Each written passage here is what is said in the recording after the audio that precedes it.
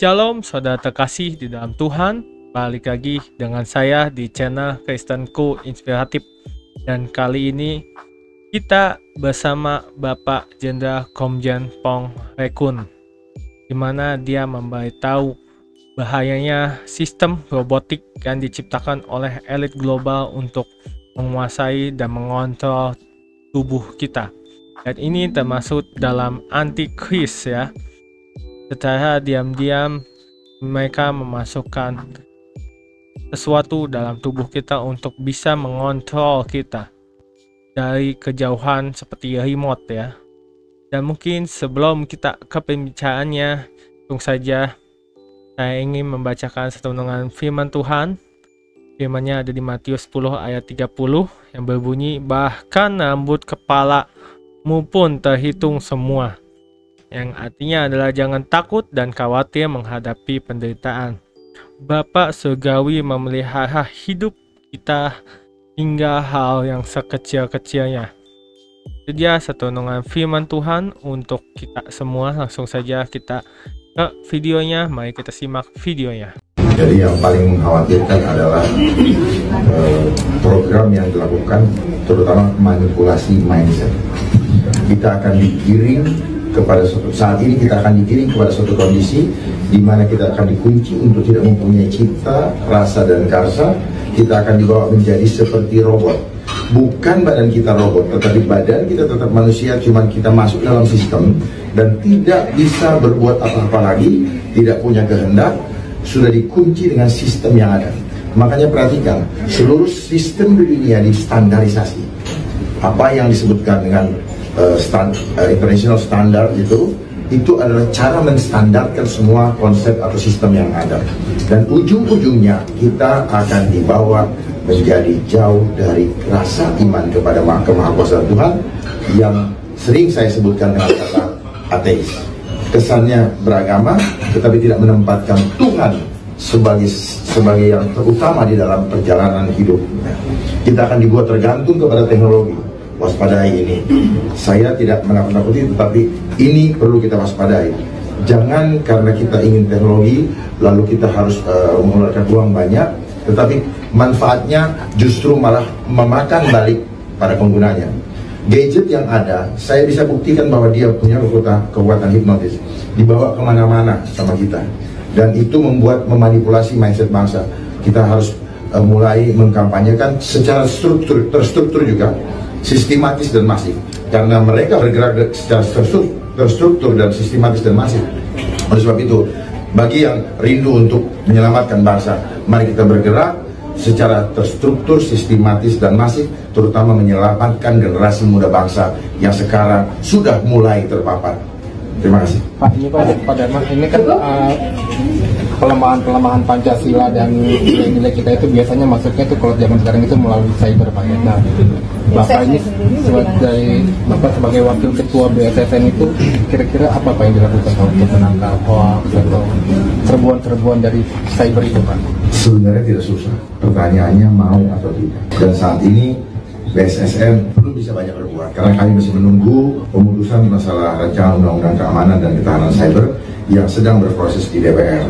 Kalau itu sudah diputuskan, maka kami bisa berbuat banyak karena dasar kami sekarang bergerak hanya Perpres. Sebenarnya yang bisa melakukan itu adalah Kominfo.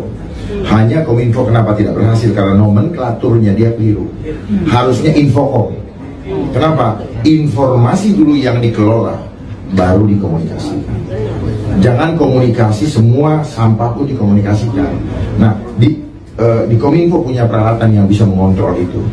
Di situ bisa menunjukkan negara berdaulat. Contoh, ketika 3 hari setelah Mei 21-22 itu sempat bandwidth dikecilkan sehingga sulit orang mengirim gambar dan sebagainya.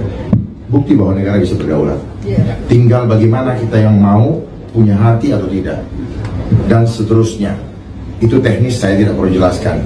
Semuanya bisa dilakukan asal ada mau. Saya ucapkan terima kasih yang sudah menonton video ini, dan di mana Bapak Komjen Pong Rekun berbicara tentang bahayanya sistematik robot. Dan juga saya ucapkan terima kasih buat kalian yang sudah mensupport channel Kristenku Inspiratif ini.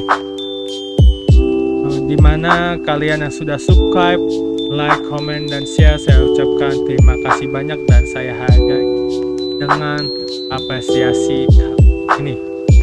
Dan saya mau mengingatkan kalian yang belum support channel Kristenko Inspiratif, segala support dengan cara subscribe, like, comment, dan share tentu. Supaya apa? Supaya saya semakin semangat membagikan kebenaran dalam ajaran firman Tuhan dan membagikan video-video khotbah kedalaman semakin banyak maksud saya, supaya kita semakin dicerahkan dan juga didewasakan imannya, karena itu asupan penting untuk anak-anak Tuhan pastinya, karena kita perlu wawasan seluas-luasnya mengenai iman dan juga mengenai pola pikir kita ataupun mindset kita.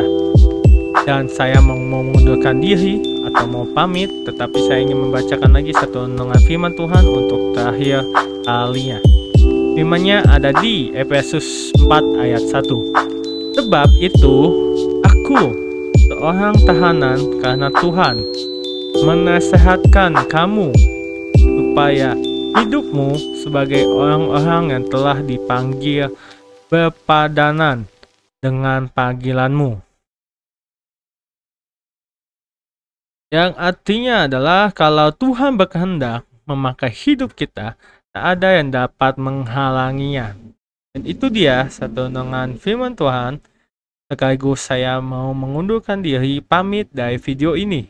Saya ucapkan terima kasih sekali lagi. Shalom and God bless you all.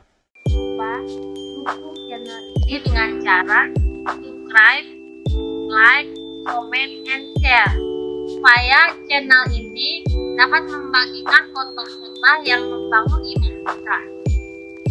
Terima kasih. Shalom and God bless you all.